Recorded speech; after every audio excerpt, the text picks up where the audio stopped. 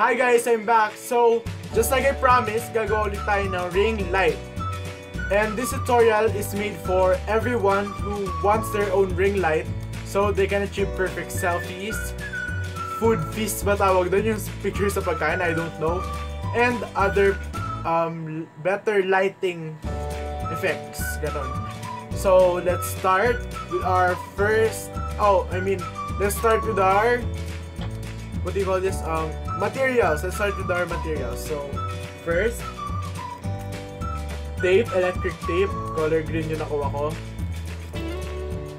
Then, foil. As you can see, yan, foil. Next, we got scissors. Syempre, green din para match sa gamit ko. Wala lang, gusto ko lang na green. I have black scissors pero mas pinili ko to. And Christmas lights. Yan. As you can see, iba-iba yung kulay. Blue, red, orange. I'm using this because wala na kasi yung color white naming Christmas lights. Ginamit ko na. So, I'm using this. Just an example for you to follow and how I'll do my ring light.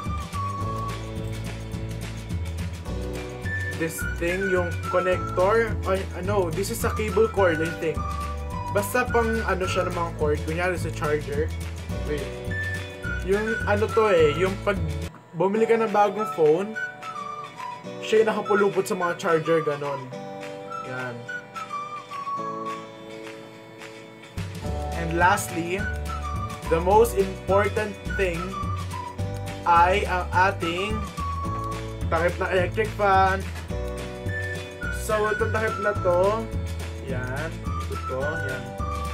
Ito yung loob na part niya, ito yung labas. So, this is the takip na electric fan sa front. Ito yung front, yan o. Yan.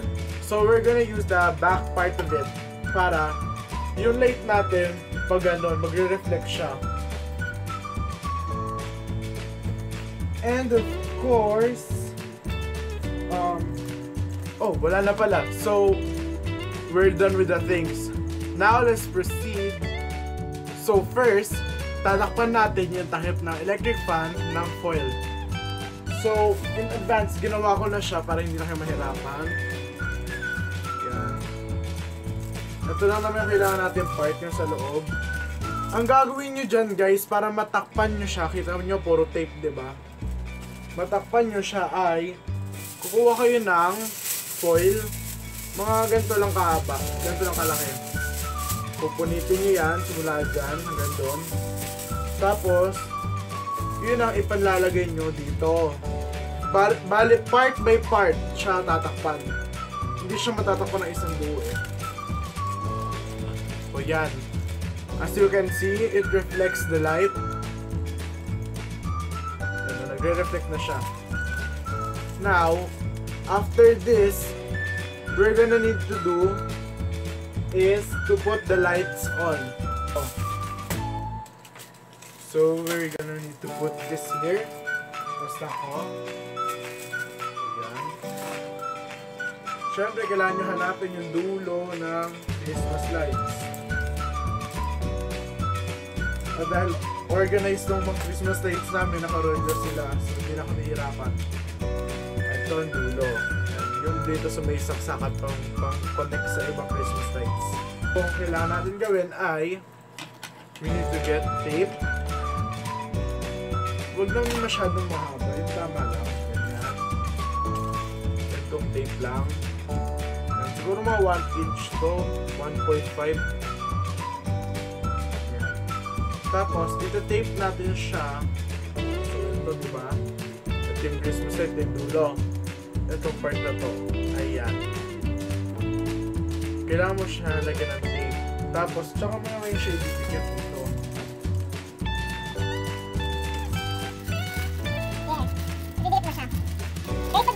Paikot, okay? So yan, parang ganyan. Paikot. Hanggang sa maubos. Basta kailangan nakadikit ha. Magsisimula kayo dito sa mga oops, agad. Magsisimula kayo sa mga dulo. Yan, kukunin nyo muna yung mga dulo.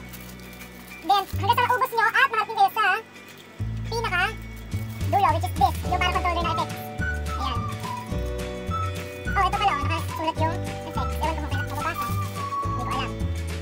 Number 1 to 8. Pipindin nyo to para makapag-change ng effect. So number 8 is steady on. Tama ba ako short? Steady on nga. So yun. Kapag muna to, yung paligid para next step na tayo. So guys, eto na, nagawa ko na. Naiikot ko na yung Christmas lights. So, tatapusin na lang natin.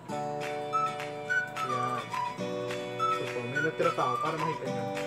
Iniikot siya. Ayan.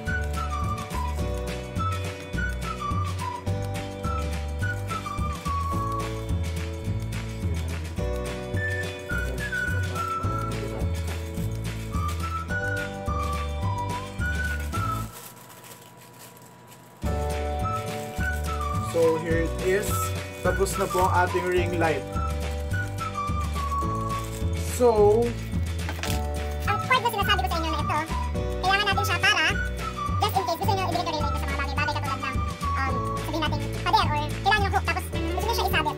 Siyempre hindi mo pwede dito mag-isabit yan sa ganito kasi mas tira. Ito gagamitin mo. Pagkakunin mo siya parang ganito. Pasok mo to. Yan. Huwag mo higit yung mesa yan. Dito lang. Nalalaglag. So, forget about that. Hindi naman siya masyadong halaga. So, ito na nga yung ring light natin. Let's test it kung gumagana. Yan. So, gumagana yung ring light, guys. Namatay kasi yung ring light ko. So, may sumisilip dun sa likod yung kapatid yung na babae. Yan, may sumisilip siya dun. So, ito yung ring light na nagawa natin. Ito yung control niya. So, 1, 2, 3, 4, 5, 6, 7. Ito ba yan? 8. Balik. So, yung mga 7 na dapat. Ito. Yan. So, guys. Yan. Ito na yung style niya. So, papapigil sa ring light, ha? Oops. So, yan. Andun ko na kasi nagkakapatid na yung ring light ko. Ito yung ring light na ginawa natin. Yan, nakatakot yung effect niya. Yan. So, yan. Naka-steady mode tayo, eh. hindi siya maganda kasi yung Christmas lights na ginamit natin ay colored. Pero nga, sinasabi ko sa inyo, kung ang gagamitin nating Christmas lights ay yung plain white lang, kita nyo, maliwanag siya. Yan. Tapos, makikita nyo talaga yung bilog sa mata. Ayan o. Kesa sa ganito. So, ginawa ko lang yun, guys, para usapit natin, i-demonstrate sa inyo kung paano ko ginawa yung ring light, and sana nagustuhan nyo yung video. Sana may natutunan kayo sa ginawa nating ring light. Yan. Basta kailangan ganito. Yan. Wait ko.